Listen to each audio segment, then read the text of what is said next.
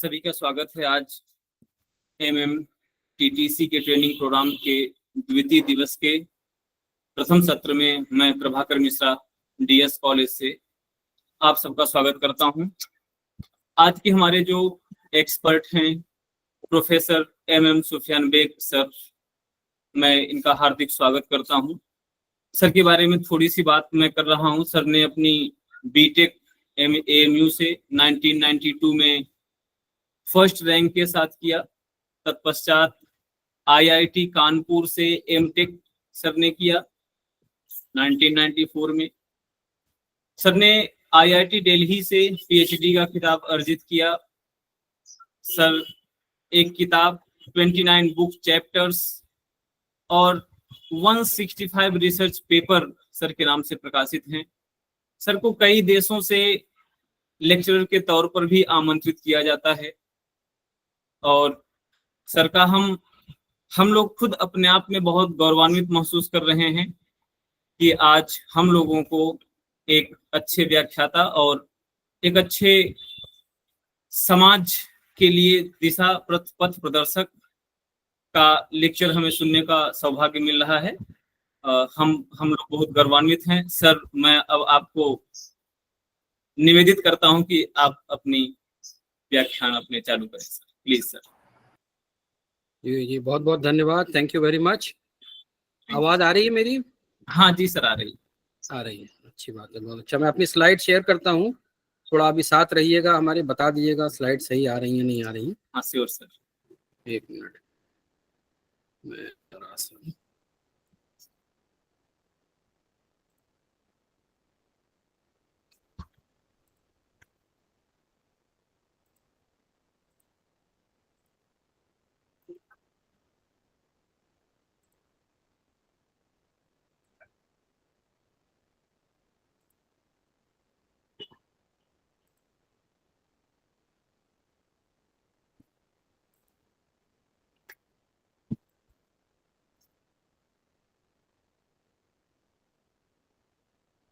जी, अब जरा सा बताइए, स्लाइड दिख रही है मेरी? बेहतर है सर।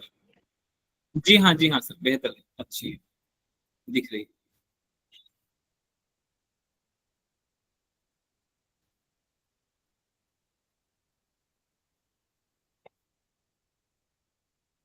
और मूव भी है स्लाइड?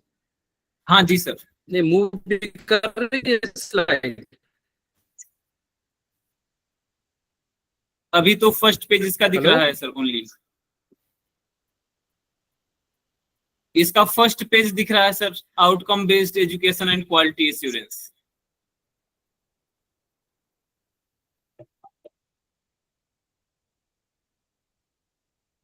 अच्छा, क्या मेरी आवाज? हाँ सर, आपकी आवाज आ रही है और स्लाइड मूव भी कर रही है।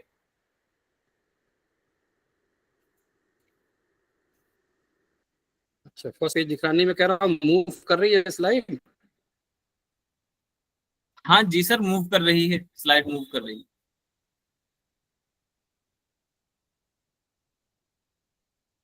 अच्छा, नहीं कर रही है स्लाइड में, तो यहाँ मूव कर रहा हूँ अपने सिस्टम पे। सर फर्स्ट पेज से सेकंड पेज पे गया था।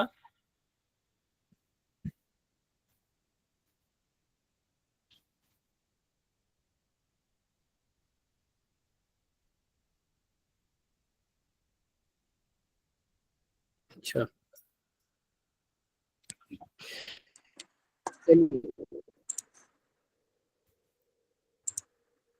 अच्छा चलिए शुरू करते हैं। So today we are going to discuss outcome-based education and quality assurance. So as has already been introduced,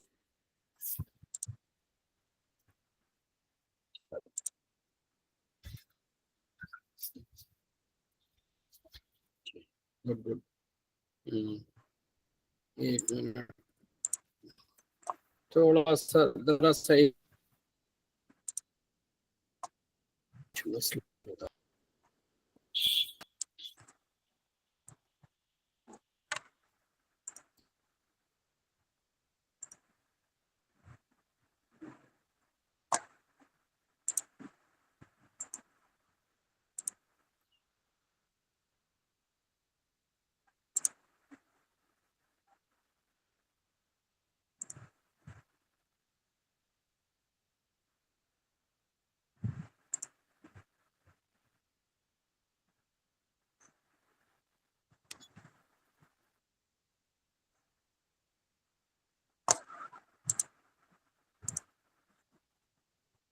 जी, अब बात करते हैं outcome based education and quality assurance.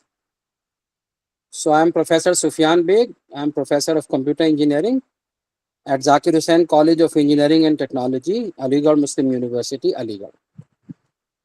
So now, before discussing the outcome based education, there is a question that comes to our mind.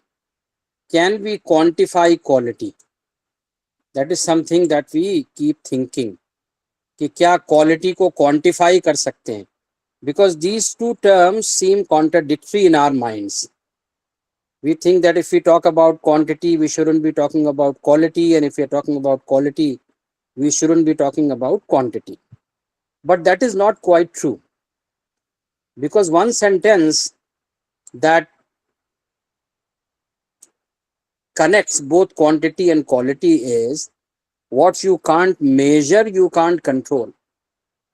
जो चीज हम major नहीं कर सकते वो कंट्रोल भी नहीं कर सकते. For example, if we can't measure temperature, we won't be able to control temperature.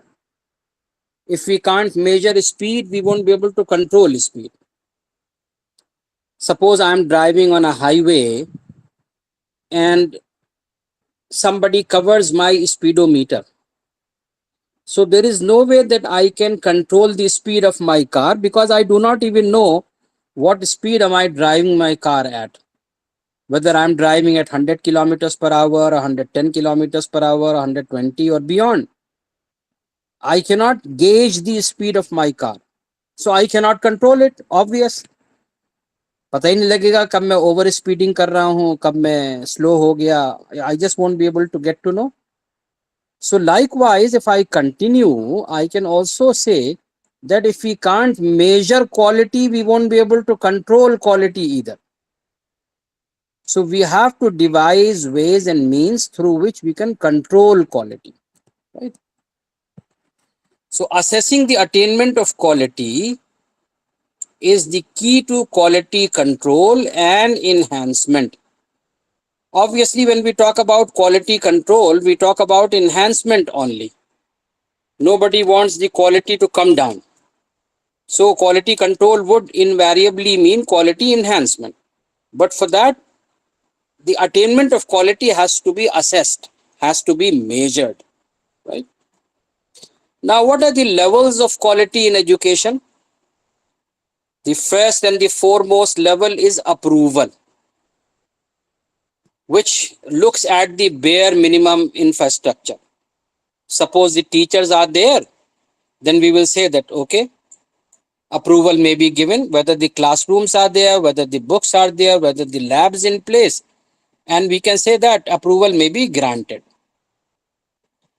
For example, All India Council for Technical Education grants approval to all the technical programs. Next higher level is where we start checking about quality.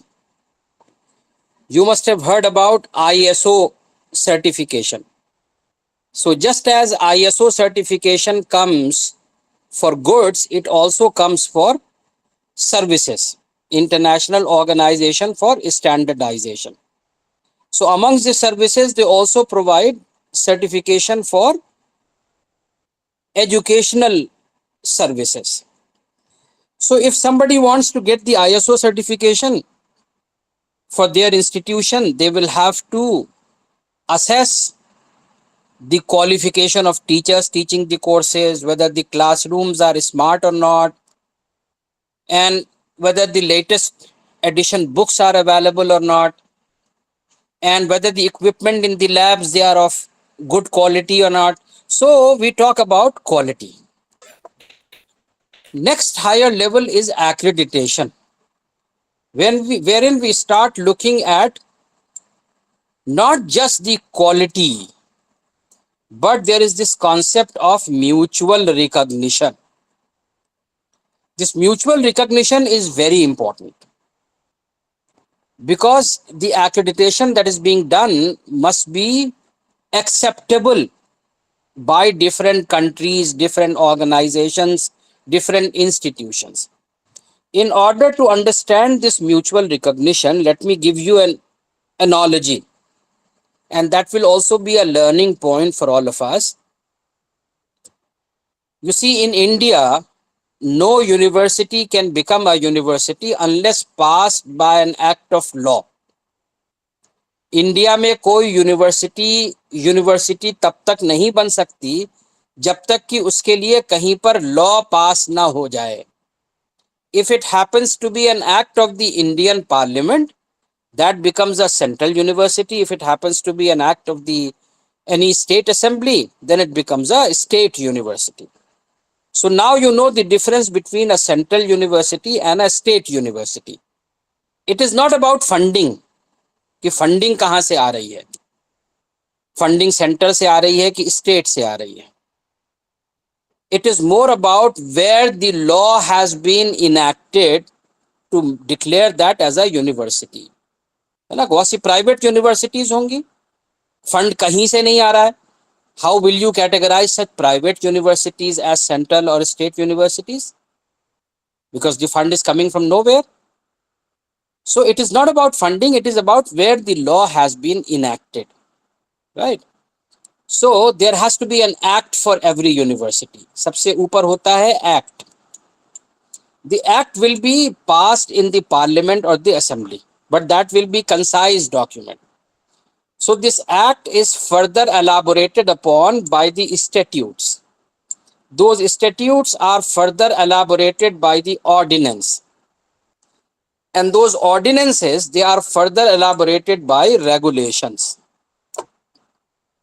So you see, this is the sequence: act, statutes, ordinance, and regulation. Ordinance and regulations may be categorized as administrative or academic, both of them. Academic ordinance and administrative ordinance, administrative regulation or academic regulation, because the document becomes too big to make a single entity. So the power percolates down from the act to the statutes, to the ordinance, to the regulations. Now suppose there is a vice chancellor of a university or the director of an institution. So now that vice chancellor is going to appoint the PVC. So the vice chancellor draws power from the act and statutes, and acts and statutes draw power from the parliament or the assembly. Likewise, when a vice chancellor appoints a PVC or a dean or an HOD or the proctor, they all have statutory powers. The statutes or the ordinance will provide power to them, which in turn gets power from the act, which in turn gets power from the parliament and the assembly. तो बिल्कुल इसी तरह accreditation में भी power आती है. The power to accreditation comes from the accord that has been signed by different countries, agreement signed by different countries. So in accreditation, you just don't have the quality check, you also have mutual recognition, right? चलिए इस point को और elaborate करेंगे, आगे थोड़ा और elaborate करेंगे. अभी आगे बढ़े हम. In India, there are two bodies, NAC and NBA. NAC provides institute-wide accreditation, which means if an institute is accredited by NAC, all the degrees awarded by that institution stands accredited.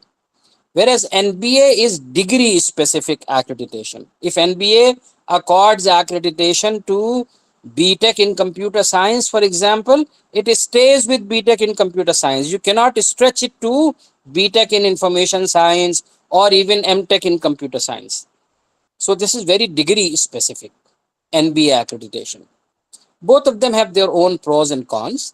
For example, NAC, the advantage is that if the institute gets the accreditation, all the degrees awarded by it, they stand accredited.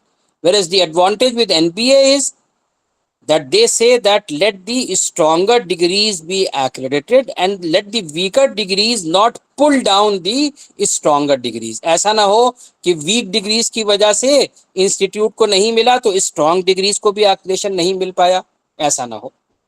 तो दोनों के अपने अपने approaches, both of them have their own advantages and disadvantages.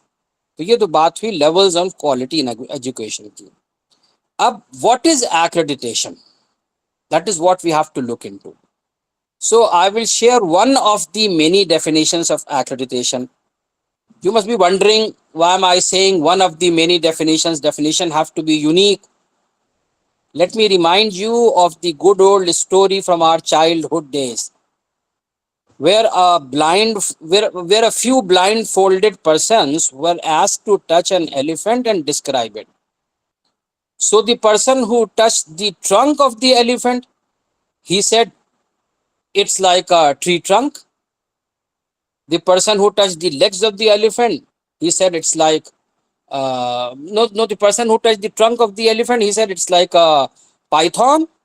The person who touched the legs of the elephant, he said it's like the tree trunk. The person who touched the tummy of the elephant, he said it's like a wall. The person who touched the ears of the elephant, he said it's like a big hand fan. So the same animal being described differently by different blindfolded person. Why?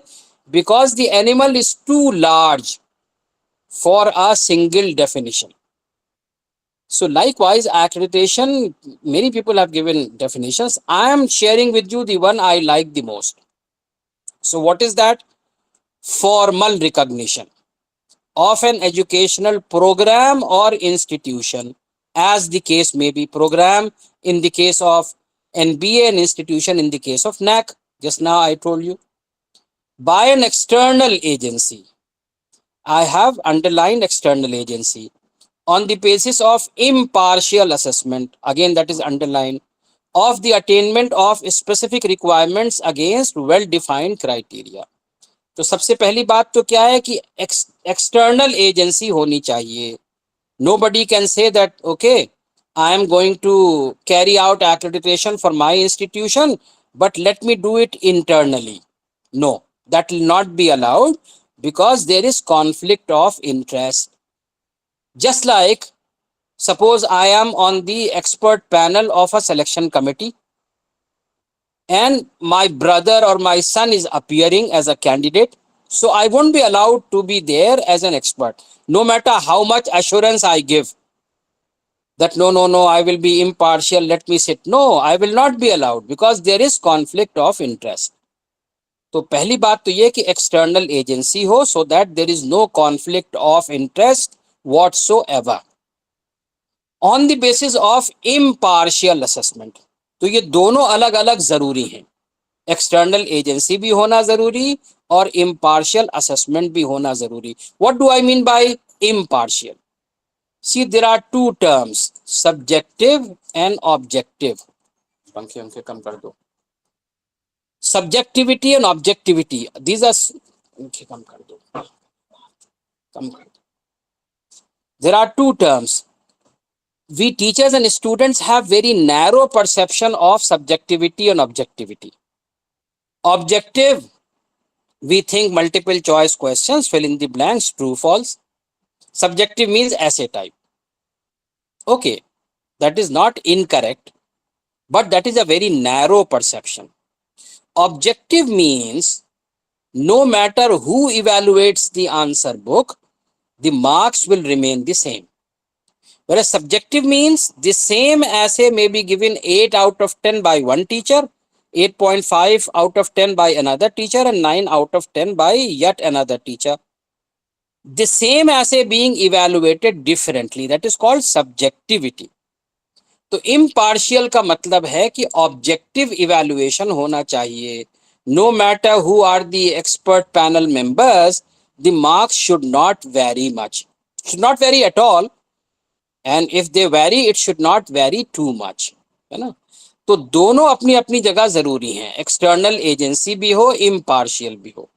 If there is external agency but no impartial evaluation, that also is not acceptable. And if impartial assessment is being done by internal agency, that also is not acceptable. ठीक है, तो दोनों अपनी अपनी जगह important and necessary हैं. Of the attainment of specific requirements against well-defined criteria, the rules of the game have to be told before the game begins. आप declare कीजिए कि these are the criteria that I am going to evaluate the institutions on, and let them prepare. If they don't prepare even then only you can penalize them. But if you don't declare, क्या syllabus है या क्या questions हैं या क्या criteria, if you don't declare and evaluate them, so that is not fair. So there has to be well defined criteria so that the institutions may prepare accordingly. तो ये complete definition हुई formal recognition of an educational institution or program, whatever the case, by an external agency on the basis of impartial assessment of the attainment of specific requirements against well defined criteria. ठीक है. Now talking about accreditation in India, as just now I told you, institutional accreditation is done by National Assessment and Accreditation Council, NAC, which is an autonomous body established by the University Grants Commission in 1994.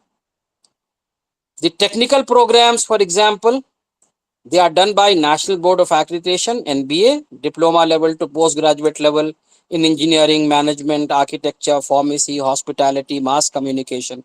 The list may go on. Now, what is the significance of accreditation? At national level, it is easier for students and parents to select the institutions and programs for admission. Very easy. If the institution or the degree is accredited, go for it, because that will be accepted by all the signatory countries. If it is not accredited, you have the risk. It may be accepted, it may not be accepted. Likewise, it helps employers in deciding about the institutions for recruitment of graduates, because if it is accredited, there is a certain quality check that must be assured, so they can go and recruit from there. Likewise, the institutions to avail the benefits from regulatory bodies and funding agencies.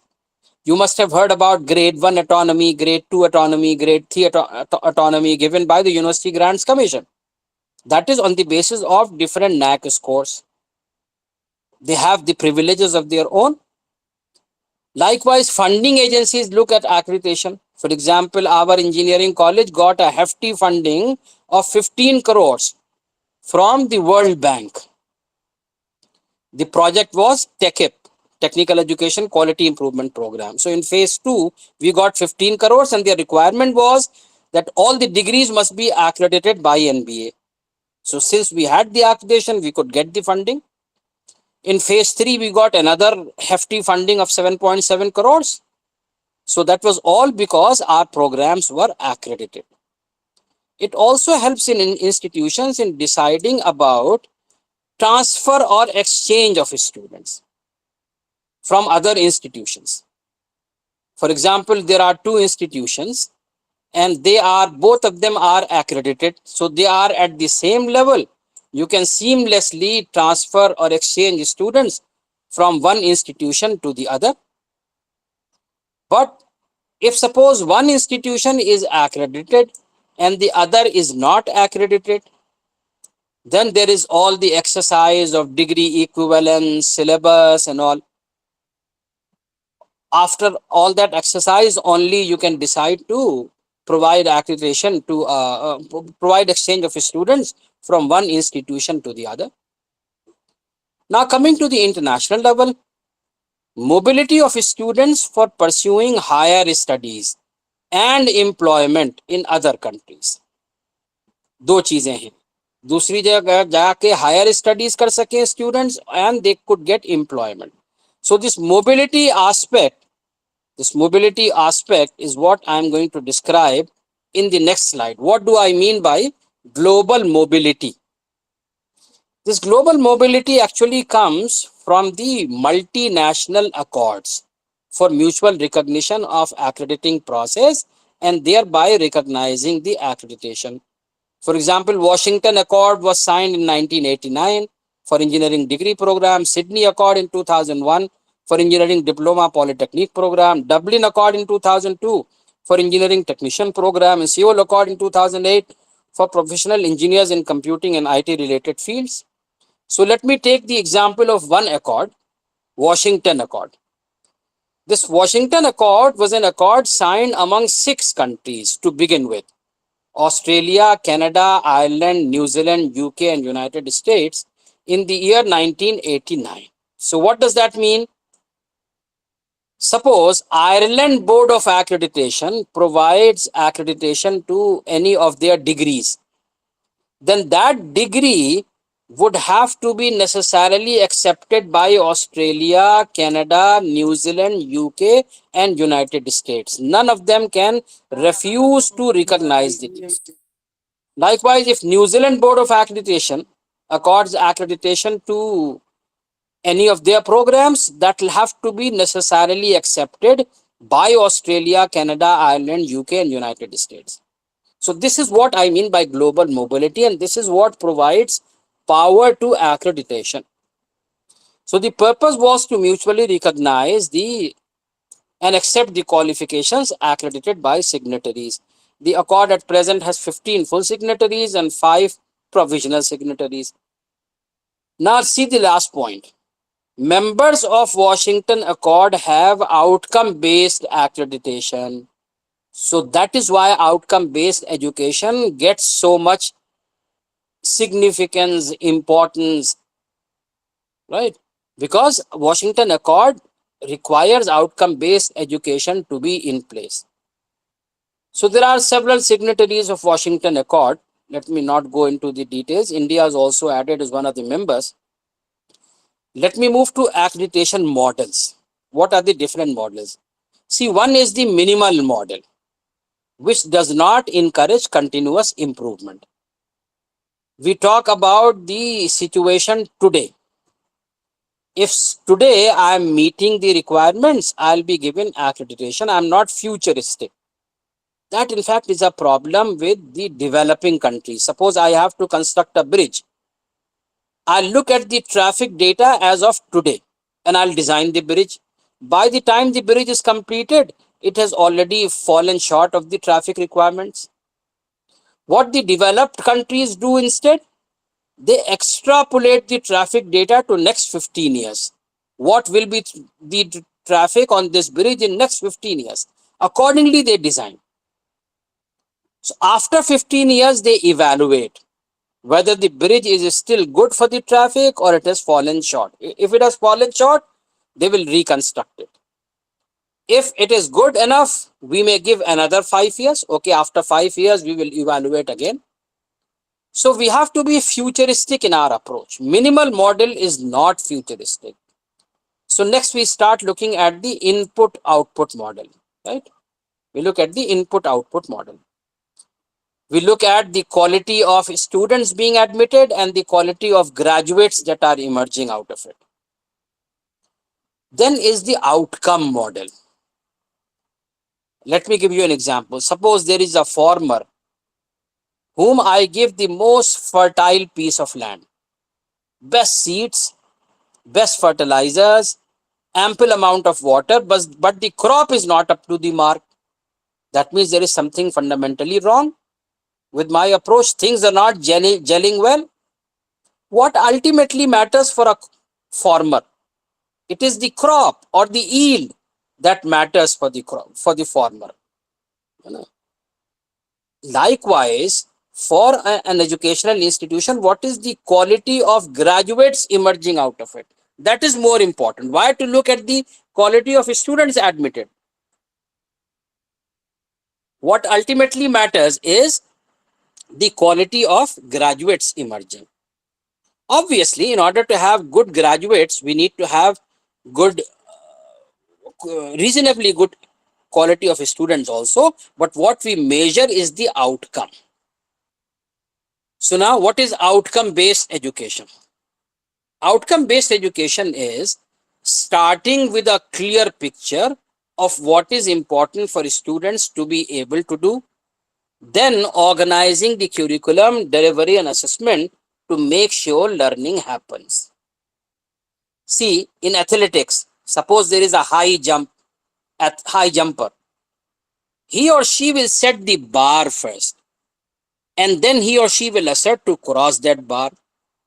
It never happens that he or she says that let me jump and then you can measure how high did I jump.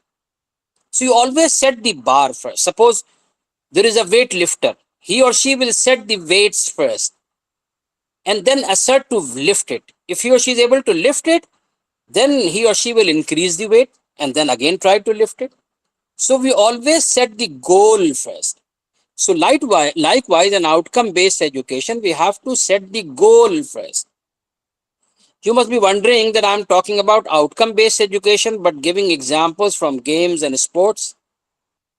So let me give you an example from the educational realm also. Any good book, in the beginning of every chapter, the author will say what all are the important and salient points that you are going to learn in this chapter. That makes you extra cautious.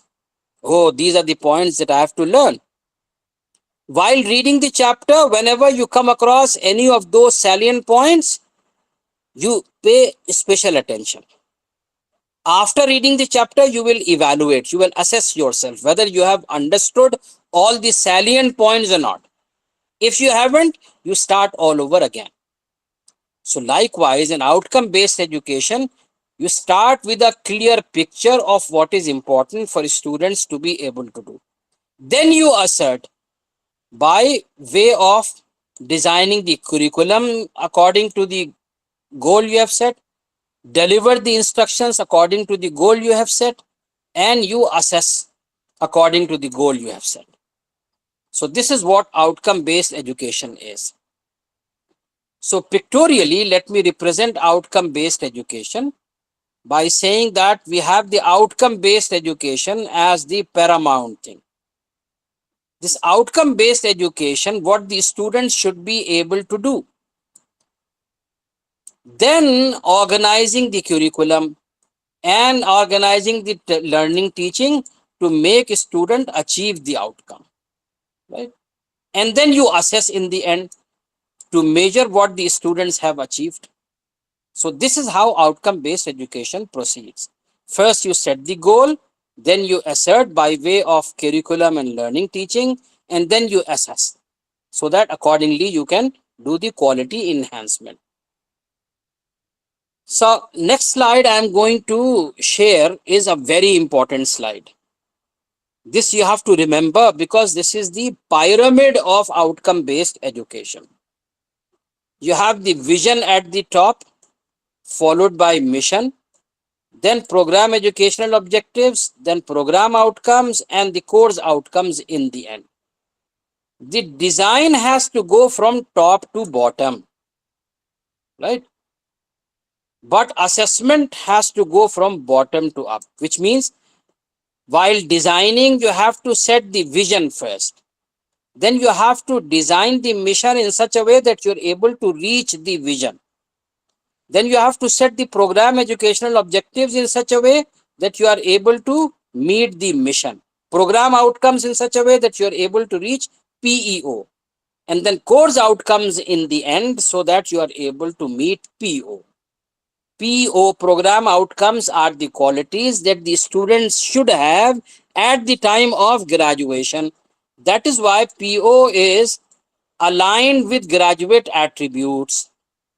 The attributes or the qualities that the graduates of any discipline should have at the time of graduation. Assessment के वक्त सबसे पहले course outcome assess किया जाएगा. Then we will assess program outcome. Then we will assess program educational objectives. Then we will assess mission and vision. So this is a very important pyramid. Design goes from top to bottom and assessment goes from bottom to up. So let me take them one by one. Let me first discuss the difference between vision and mission. In order to understand the difference between vision and mission, let me tell you a story. When we were students of engineering, we have a professor of mechanical engineering who had an old Fiat car. Those were the times when only two cars were there, Fiat and Ambassador. Any third car was supposed to be an imported car.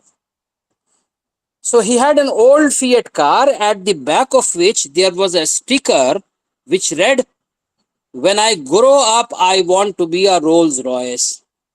Sounds funny. पुरानी Fiat car है, उसके पीछे sticker लगा है, उस पे लिखा है, "When I grow up, I want to be a Rolls Royce." But this is a very good example of vision. What do you want to become 20 years from now, 30? That will be your vision. How do you want your institution or the university to grow in next 30 years, 40 years, 50 years? That will be the vision. Mission are the shorter goals to achieve vision. Those of you who have studied computer science, there is a paper, operating system, in which there is the topic of scheduling. So we have long-term scheduling and we have short-term scheduling. Even if you don't know computer science and operating system, you can still sense from the very name that long-term scheduling is vision, and short-term scheduling is mission. Right? Suppose a player wants to become the number one player. That is his or her vision. In order to reach that vision, he or she will set smaller or shorter mission statements. How many runs should I score in this series? How many wickets should I take in this series? How many catches should I hold in this series? So match by match, series by series, as he or she keeps achieving her or his mission, a day would come that he or she will become the number one player, thereby achieving his or her vision as well. ठीक है, तो ये difference है vision और mission में. Long term planning is vision and short term planning is mission. Now, how to get the vision and mission for our institution? There has to be a way to it. It won't happen that we slept and in the dream we saw that this is the vision and mission of my institution. ऐसा तो नहीं होगा कि अपने सपने में देख लिया हमने विजन मिशन क्या है. And believe me, even if you have such a dream, don't accept it, because you have got it the easier way. So you won't strive hard to achieve that. Follow the process that I'm going to tell you now.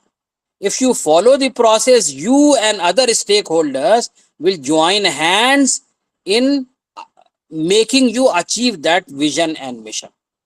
ठीक है, तो अब process क्या होगा? First of all you have to align the department vision mission with the institute vision mission. Why this alignment is important? पहली बात तो यह कि अलाइनमेंट इंपॉर्टेंट क्यों है. Let me tell you a joke. There were these 4 friends who pooled money to buy a car to run as taxi. The first day nobody hired their car. Why? Because all 4 of them kept sitting inside the car themselves. So nobody found it unoccupied. So nobody hired it. So they were told, please get down from your car, let it be unoccupied so that people hire it. Next day they did come out from the car, but the car did not start. So they wanted to push it to start it. The whole day they kept pushing, but the car did not move even an inch. Why? Because 2 of the friends were pushing from back to front and 2 of them were pushing from front to back. So the car did not move at all. They kept pushing the whole day. The car did not move.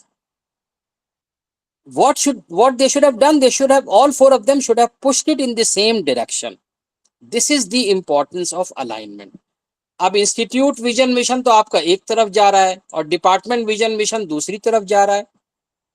So the vehicle of your institution will not move. You have to align your efforts. ठीक है, तो institute vision mission से align करके department vision mission बनाना है. Now the next question arises, why am I telling you about department vision mission? Why not institute vision and mission? That is because all of you are young faculty members. Right now you must be worried and concerned about the department vision and mission. A day would come when all of you will become directors or vice chancellors or deans. Then you will be worried about institution vision and mission. The process will remain the same. The only thing is that the institute vision mission will have to be aligned by the vision and mission of the founder. If the founder happens to be a trust or a society or a person, so according to their vision mission, you will have to align the vision and mission of your institution. ठीक है, तो अब सबसे पहली बात तो alignment है. Then you take the view of the faculty, take data and the views from the industry, from management, from data on future. This will make it futuristic. From professional bodies, from parents. You take the view of all of them and prepare the first draft. Then you put this draft for review. Take the first draft, say version 1.0, to all these stakeholders, faculty, industry, management, data on future, professional bodies, parents. Some of them, they may suggest some modifications. If those modifications are minor, come up with the draft 1.1. If they are huge, make it version 2.0. So take several iterations before finalizing the institute vision and mission or the department vision mission, as the case may be. But let me add a word of caution. Whatever institute vision mission you set an expiry date on it, depending on how much future data you have taken. Don't carve it in stone, proverbially. You can say that I have, or we have, come up with this vision mission. This is good for 30 years for vision and 20 years for mission, because we have taken data accordingly. So this is how you set up the process of articulation of vision and mission, and that should be followed, right? For example, I'll share the vision and mission of my engineering college, not because I want you to adopt it as it is, but as an example. So you can see, since I was the principal of the college, so I had to set up the vision and mission of the engineering college. So I had to align it with the vision of the founder. So in line with the vision of founder, Sir Syed Ahmad Khan, Zakir Hussain College of Engineering and Technology has always stood for peaceful coexistence, academic excellence, and scientific temper. So we had to align the vision of our college accordingly.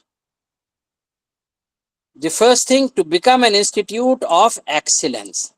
So we aligned this excellence in scientific. And since we were an engineering college, we added technical education, scientific and technical education and research, with standards at par with national and international institutes of repute, and to serve as quality human resource provider to the society and industry. So we followed the previously stated process and came up with this vision. Now, in order to reach this vision, we have to have the mission statements, the shorter goals.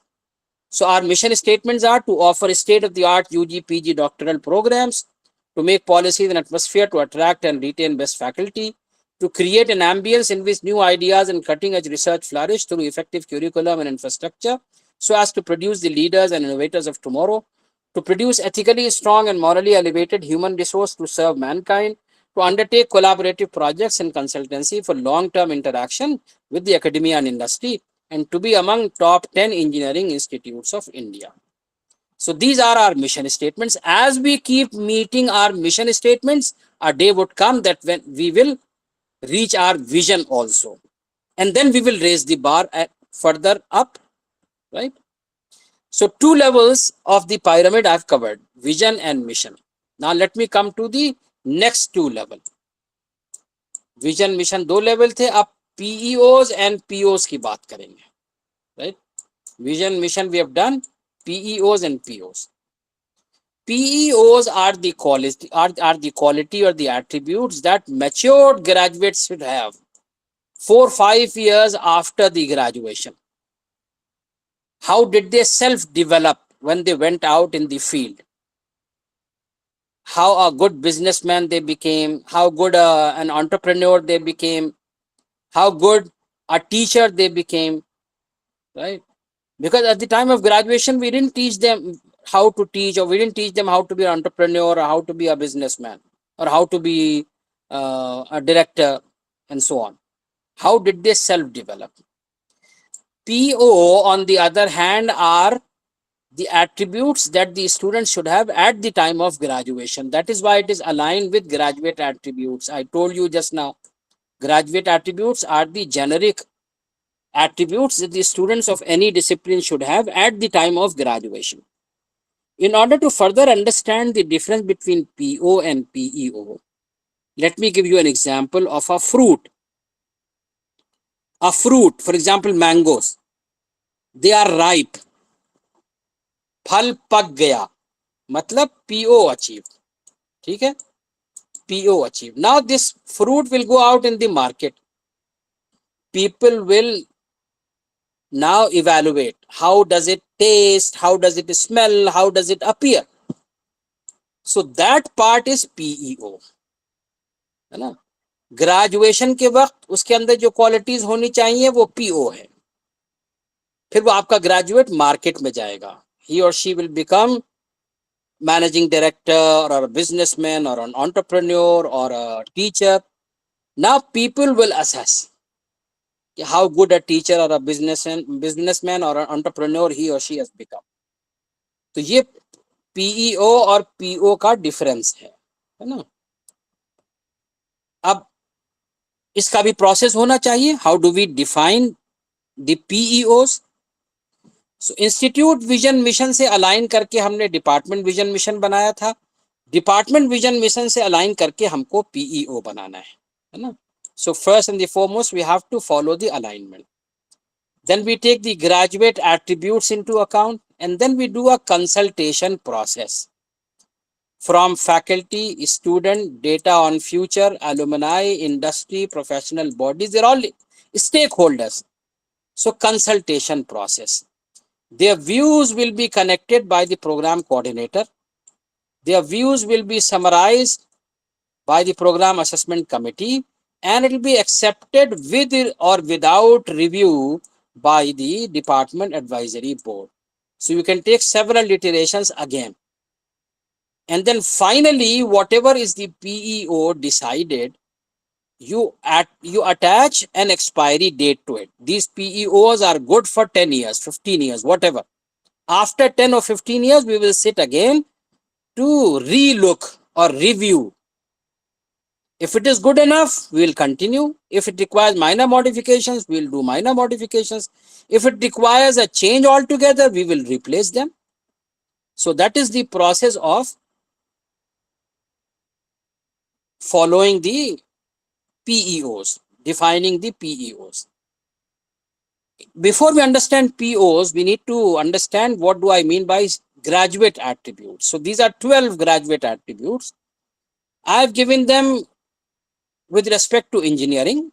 If you are from the other stream, you replace the word engineering by your stream. If you are from science, say science knowledge or arts knowledge. So first and the foremost, we need to have a knowledge. Then problem analysis. Then design and development of solutions. Then investigation of complex problems. Our graduates should have at the time of graduation enough confidence to take up complex problems. Then modern tool usage, that is very important. Modern tool usage. Right?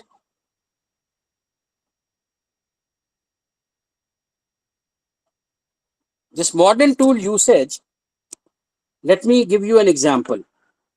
When we were students, we had a professor of from IIT Kharagpur as our vice chancellor, right? So when he came, he used to say that there was a time if somebody didn't know English, he was treated as illiterate.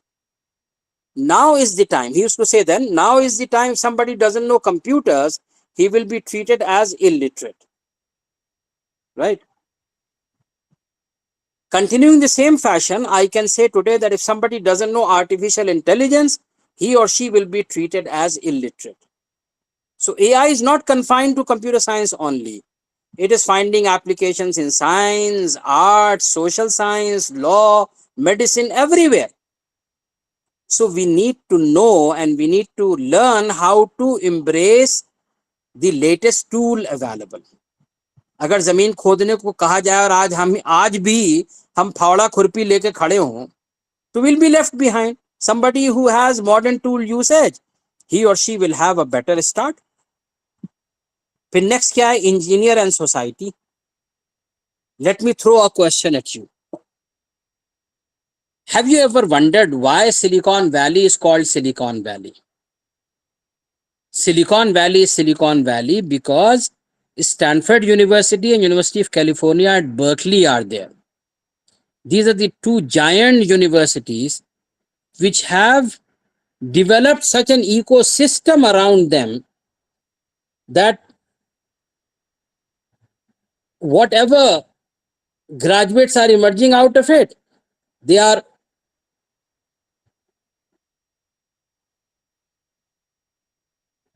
opening startups, and those startups are becoming success stories. And then those success stories, those successful companies are employing more graduates. So that is how they develop an ecosystem around them. We have very good institutes in our country, IITs, IIM, central universities, NITs.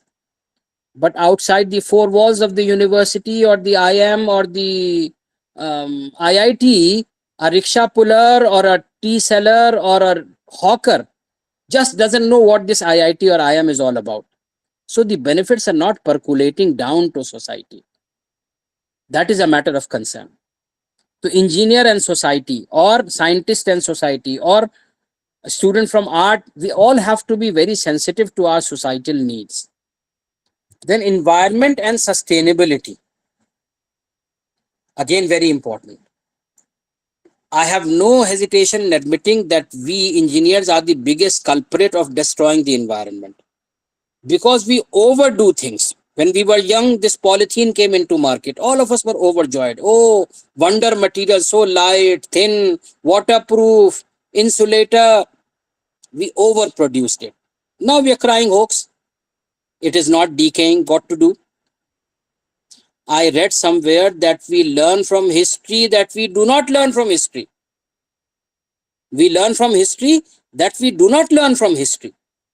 We are not taking our lessons yet. हम अपना सबक अभी भी नहीं सीख रहे हैं. We talk about solar energy so much that we are putting the solar panels, and we are not worried what will happen to these solar panels when we discard them 20 years, 25 years from now. I do not mean to say that we do not go for solar energy, right? But we have to plan things accordingly. Ethics, very important. If you take out ethics from an engineer, he or she will sell the whole country. Individual and teamwork, again, very important. One should be capable of doing alone, and one should also be capable of doing in a team, right? Communication, very important. The only thing that makes the difference between the modern system of medicine and our traditional systems of medicine is the communication or the lack of it. Modern system of medicine, they kept communicating. They have reached a point where they have started transplanting heart. Even the heart of the animals are being put in the human beings. We had some very good Hakims and Veds, but unfortunately they didn't pass on their knowledge to even their children, leave alone others. So they died and went into the grave or to the Shamshan Ghat with their knowledge. So everybody had to reinvent.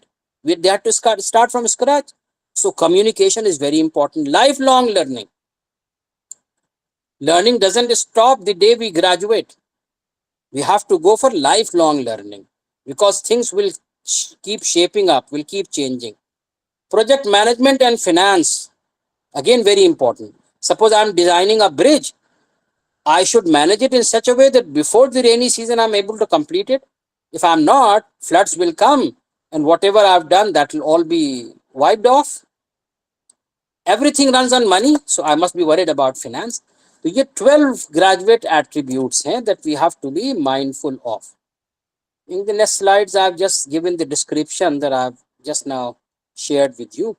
So let me now move on to program outcomes that have to be aligned with these graduate attributes. So program outcomes are narrower statements that describe what students are expected to do and be able to do by the time of graduation. the qualities that the student should have at the time of graduation. What are the guidelines? Program outcomes basically describe knowledge, skills, and behavior of students as they progress through the program as well as by the time of graduation. POs should not be too broad. They must align with graduate attributes. They must reflect all the graduate attributes, and they should contribute to achieve PEOs. The process of defining POs is very similar to that of PEOs, so I'll hurriedly go through it. Institute, department, vision, mission, PEOs are aligned with. Then you have graduate attributes, professional bodies, consultation process, faculty, student data on future, alumni, industry. Their views will be connected by the program coordinator. Their views will be summarized by the program assessment committee, and that will be accepted or reviewed by the department advisory board. Finally, when these POs are defined, they don't have to be carved in stone. You will attach an expiry date to it, that these POs are good for 7 years, 8 years, whatever. So since the process is similar to that of PEO, so that is why I've gone through it hurriedly. Now there is a new term that has come up, program specific outcome. So what is the difference between PO and PSO? Program outcome and program specific outcome. Program outcomes find one-to-one alignment with the graduate attributes. So if there are 12 graduate attributes, there will be 12 POs. Program specific outcomes, on the other hand, are lesser in number and very specific to a program. In order to understand this, let me give you an example. This is more of an academic example. Don't take it as a political statement. 3 central universities, Aligarh Muslim University, Banaras Hindu University, and Jawaharlal Nehru University. All 3 universities are teaching MA in history. So the POs will be same across the 3 universities. But their PSOs may differ. AMU may say that our PSO is medieval history. JNU may say that our PSO is modern history, and BHU may say that our PSO is ancient history. So what is the focus? That forms the program specific outcomes. BSc in chemistry being taught at many places, POs will remain the same, but PSOs may differ.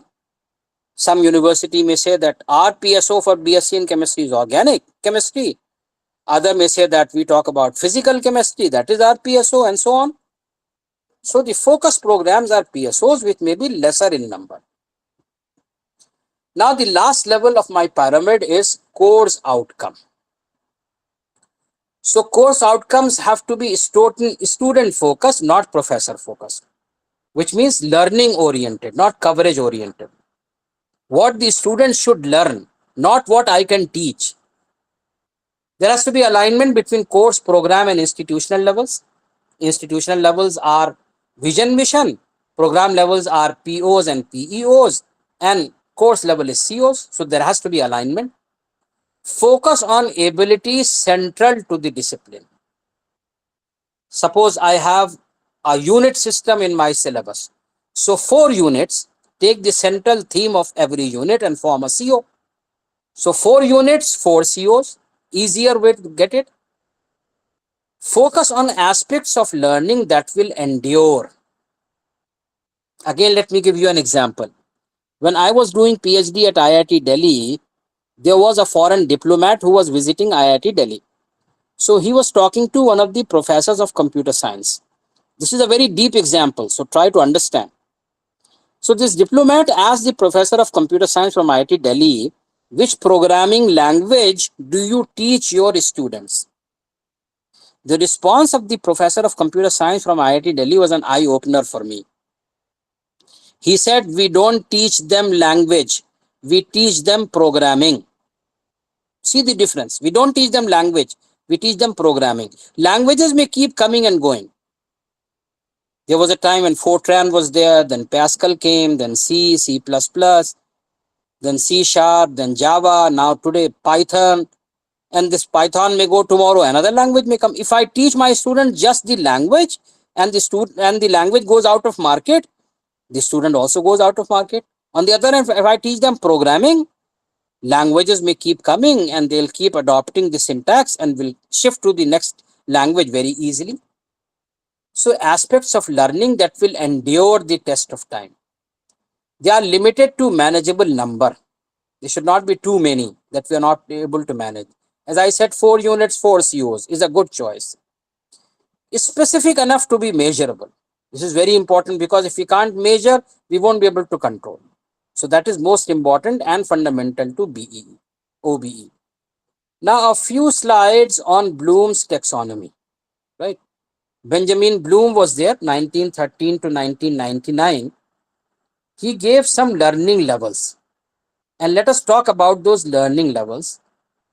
Let me go to those learning levels straight away. So Bloom's taxonomy learning levels, the first and the foremost is knowledge. You talk about knowledge, है ना, जानना. Then comprehension, समझना. Then application, apply करना. So that is how learning proceeds. Earth is round, knowledge है. हमने रट लिया दुनिया गोल है, दुनिया गोल है, दुनिया गोल है. Knowledge हो गई दुनिया गोल है. But the next level is to comprehend. What do I mean by dunya goal? What do I mean by earth is round? Does it mean circular? Does it mean elliptical? Does it mean oval? Does it mean it is flattened on the poles? What do I mean by dunya goal hai or earth is round? So that is comprehension. Next level is application. Right? Earth rotates, days and nights are formed. It revolves. So seasons are changed. So that is application part of it. Then there are 3 levels: analysis, synthesis, and evaluation. In order to understand the difference between analysis and synthesis, let me take a small example. Suppose there is a system. It may be a computer system, an electronic system, mechanical system, social system, political system. What is a system? Suppose I ask you a question. What is the difference between a computer and a computer system? Computer is the machine that I see with my eyes. That hardware, that is computer. When you join software with it, when you give it the power supply, when you have the user to operate, all put together will be the computer system. Something that can deliver. A system delivers. तो कोई भी system हो, उसका एक input होगा, एक output होगा. Right? There will be an input to the system and output to the system. If you know the input, you know the system, you have to find out the output, that is analysis. Right? But if you know the input, you know the output, you have to find out the system, that is synthesis, which is more challenging. Right? So synthesis is more challenging. So learning is being more and more challenged when we go from bottom to up. Knowledge to comprehension to application to analysis to synthesis, and evaluation sits on the top. Right? Then Bloom's taxonomy level were revised. There was these 2 people, Anderson and Karathwal, who revised the Bloom's taxonomy. So by and large, they kept the same levels: knowledge to remember, comprehension to understand, application to apply. Then analysis and synthesis, they collapse into one and they called it analysis. Evaluation was there as evaluation itself. They added one level of creation. One level of creation. With regards to creation, you must have heard about 3 terms: invention, innovation, and discovery. What is the difference between these 3? Suppose there is a point B and there is a point A. Nobody knew the route to go from point A to point B. Somebody came up with a route from point A to B. That is invention. A से B तक जाने का रास्ता पता नहीं था, किसी ने रास्ता निकाला, वो invention है. Somebody came up with a better route from A to B. That is innovation. ठीक है, कोई चीज पता नहीं थी उसको पता करना इन्वेंशन है, और उसको इम्प्रूव करना इनोवेशन। फिर what is the difference between invention and discovery? In order to understand that, let me tell you a joke. A child asked his father, "Dad, what is the difference between invention and discovery?" So the father said, "Son, look, it is like this. I discovered your mom and then we invented you. I discovered your mom and then we invented you." जो चीज already exist कर रही है उसको ढूंढने का नाम discovery, और जो चीज एग्जिस्ट नहीं कर रही है उसको एग्जिस्टेंस में लाने का नाम invention, right? Columbus discovered America. He did not invent America. He discovered. America was there. He discovered. Or one of the alumni from Aligarh Muslim University, Zahur Qasim, he discovered Antarctica. तो उसको कहेंगे discovery. So creation has three terms: invention, innovation, discovery. That is the highest order of learning: invention, innovation, discovery. So even analysis, synthesis, evaluation, they are higher order thinking skills. तो अब वो भी steps क्या हो गए? Define outcomes, then accordingly design the curriculum, deliver instructions, document your results. Very important. Suppose I retire tomorrow or I change my job, there should be documentation that people should go from where I left. If there is no documentation, they have to start from scratch. So all the energy that I had kept in, that will be lost. So it is in favor of my energy being utilized that I must document results so that the next person can start from where I left it. Then determine advancement. सब कुछ किया, advancements नहीं किए, तो that means we measured but we did not enhance, we did not control. So these are the OBE steps in a nutshell. अब देखिए जो अगली डायग्राम मैं दिखाने जा रहा हूं थोड़ा सा कॉम्प्लिकेटेड है, but if you can focus with me and pay attention, I'll be able to explain both measurement and enhancement both from the same slide. So just pay attention with me. I've taken an example program. I've taken BE in EEE. You can take any program of your choice, BA in history or MA in sociology or BSc in chemistry, whatsoever. अच्छा, ये भी याद कीजिए कि pyramid में assessment goes from bottom to up. So first of all, I have to evaluate the COs. So that is why CO evaluation has to be done first. There will be two components of it: direct component and indirect component. Direct component तो students का result हो जाएगा CO evaluation का, which means Unit 1, Question 1, CO1. What is the average marks that the students have scored in Question 1? That will be CO1 evaluation, direct component. Suppose question number 2 is from Unit 2 and Unit 2 has CO2. So what is the average marks that the students have scored in question 2? That will be the direct component for CO2 evaluation. Likewise, for all the COs, direct components will come from the result. Then the indirect component will be the course end survey. At the end of the course, every semester, you ask the students, how much do you think you have got CO1 in you, CO2 in you? Let them say, average it for the entire class. Any outliers, they will be smoothened when you average it over the entire class. So you combine this direct component and indirect component in a certain ratio. Say 70% direct component, 30% indirect component. Or 75% direct, 25% indirect.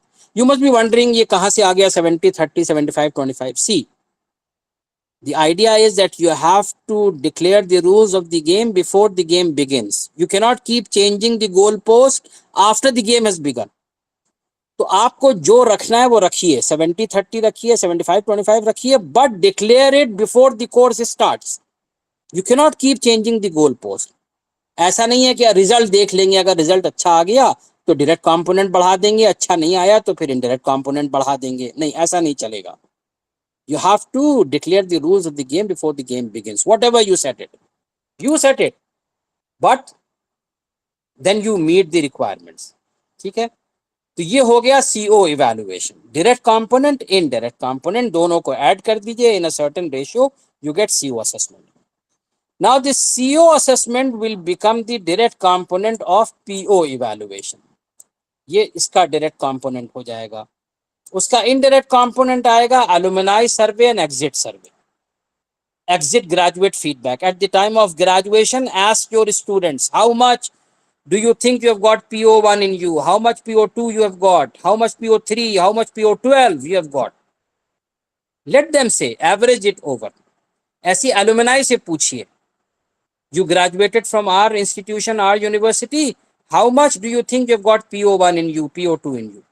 दोनों को certain ratio में combine कर लिए. For example, आपने कहा कि 75% तो direct component from CO evaluation and 10% from exit graduate feedback and 15% from the alumni survey. Fair, जो भी है उसको declare कर दीजिए. Then PO evaluation becomes the direct component for PEO evaluation. है ना भाई. देखिए जो pyramid था हमारा, अब assessment नीचे से ऊपर चल रहा है. सबसे पहले CO किया, फिर PO किया, फिर PEO करेंगे. Indirect component of it will come from employer survey and alumni survey. Employer, you ask the employers. 5 years ago, a student graduated from our university and he was employed at your university. How is he or she performing? Let the employer tell you. है ना, वही बात कि फल का test कैसा है, फल की स्मेल कैसी है ना, वो तो मार्केट में जाने के बाद पता लगेगा ना. So let the employer give the feedback on PEO assessment. Alumni यहाँ भी होंगे, लेकिन यहाँ पर senior alumni होंगे बस. In the case of PEO evaluation, all the alumni they will be contacted for feedback. But for PEO evaluation, only the senior alumni. At least 4-5 years ago, they must have graduated. Ask them about PEO assessment. इसी तरह continue करते हुए PEO evaluation will become the direct component for mission. उसका indirect component feedback from other stakeholders, administration or whatever. फिर वो बन जाएगा direct component vision के evaluation का, और उसका indirect component फिर feedback से आएगा. So that is how the chain will continue. तो अब ये पूरा रास्ता जो है, this is for assessment of learning outcomes. ये असेसमेंट ऑफ लर्निंग आउटकम्स हुए जो ग्रीन में दिखाई दे रहा है ना. अब ये तो हुआ assessment part. Now enhancement part.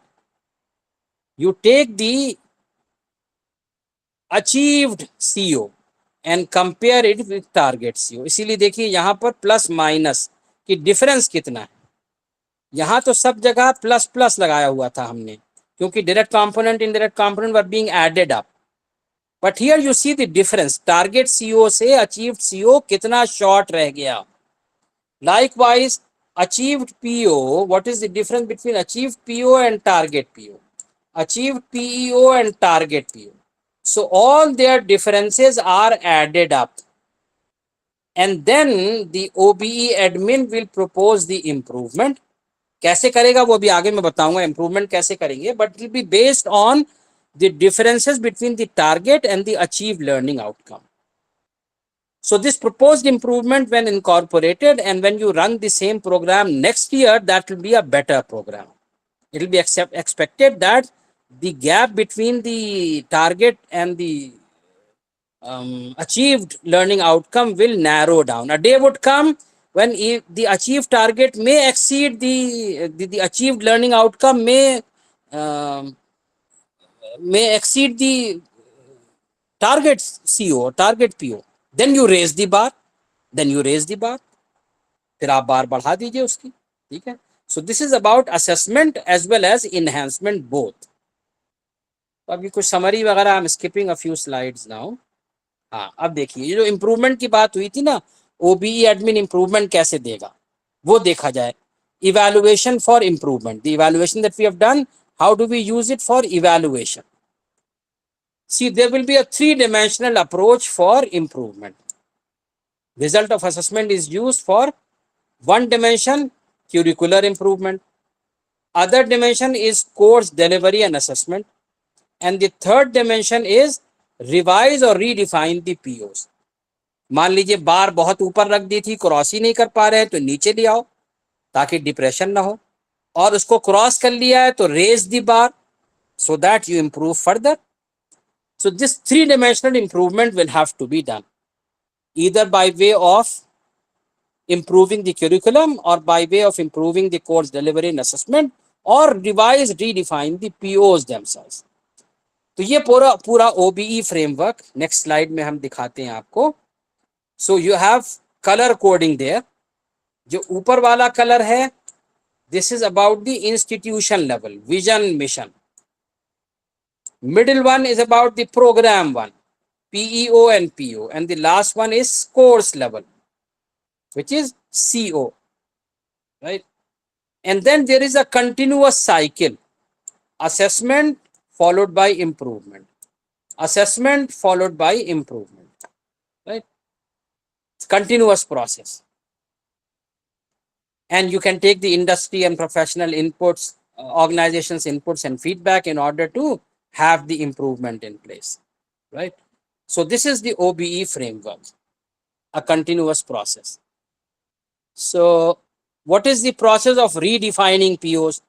Three dimensional बताया था ना, या तो कोर्स इंप्रूव कीजिए या डिलीवरी असेसमेंट इंप्रूव कीजिए या revise redefine the PO. So how will you revise redefine the POS? You take the alumni survey, graduate survey, industry, program coordinator, module coordinator, POs assessment, faculty views. Is there a need for redefining POs? Yes. If the curriculum has to be revised, go to Board of Studies. If delivery method and course outcome has to be revised, go to module coordinator. And if the POs themselves have to be changed, go to the program assessment committee, which will be finally accepted by the department advisory board. So this is the process for redefining of POs. Follow the process so that things are done in a structured way, in a structured manner, right? So that is how you will revise or redefine the POs. Okay. Now, when to assess? Program educational objectives few years after graduation, right? 4 to 5 years after graduation. Program outcomes at the time of graduation. And course outcomes upon the completion of every course every semester. So that is how the assessment will have to be done for PEOs, POs and COs. Redefining process of PEOs is very similar to that of POs. That is why I can go through it hurriedly. Alumni survey, graduate survey, industry, program coordinator, module coordinator, PEOs, assessment, faculty views.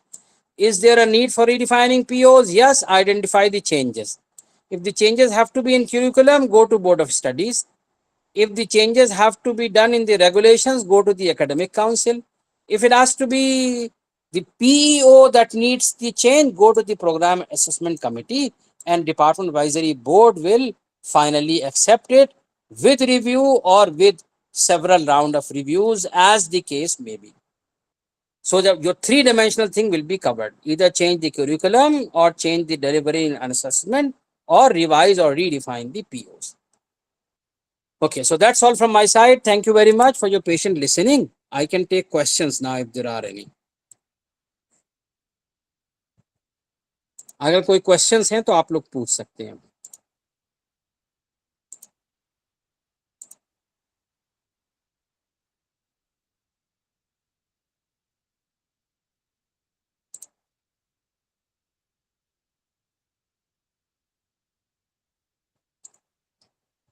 जी बताइए, any comments, any suggestions, any questions, any clarifications you want to have, please go ahead.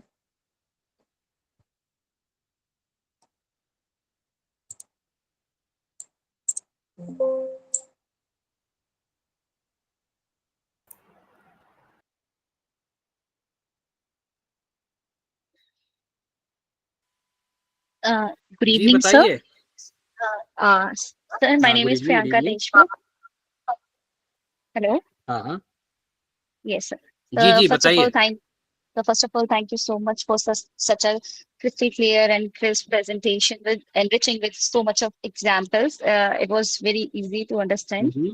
So I have a very small question. You have just said that the assessment of PEOs takes place after 4 to 5 years, and PEOs just after the graduation. So I want to ask that if Yes. there is a newly established institute, say for example, a university has just established and it want to do its PEO assessment. So it will be doing it after Mhm. 4 to 5 years of students getting graduated from that university. So wouldn't that university ji. lag behind for that time period of 4 to 5 years? It will be doing it after four to Um, five years. no. Because you can do PO evaluation immediately after graduating the first batch, right? But for PEO, you will have to wait for 3-4 years. 3-4 years in the life of an institution is not much at all, right? But you will have to wait. बिल्कुल इसी तरह है कि आप Okay, आज sir. Admission लेके आज ही थोड़ी ग्रेजुएट कर देंगे स्टूडेंट को, आपको वेट करना पड़ेगा ना 3-4 साल. आप कहें कि हम लैग कर गए 3-4 साल, तो वो लैग तो है ही, because the first batch will come out after 4 years at least. जब बैच निकलेगा देन ओनली द इवैल्यूएशन में be done. Alright. Yes, sir. Thank you so much, sir. Okay. चलिए, एनीवन एल्स?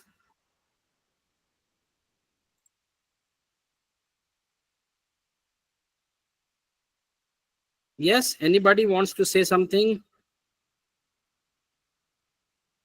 देखिए, अगर आप लोग क्वेश्चन नहीं पूछ रहे हैं तो दो में से एक बात है, या तो सब समझ में आ गया या कुछ समझ में नहीं आया.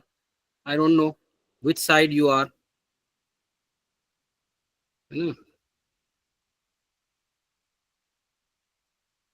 Okay, then if you don't have any questions, I can take your leave now. Right? All the best, everyone. Thank you very much. So I'll leave the session now, right? Thank you, sir. Mhm.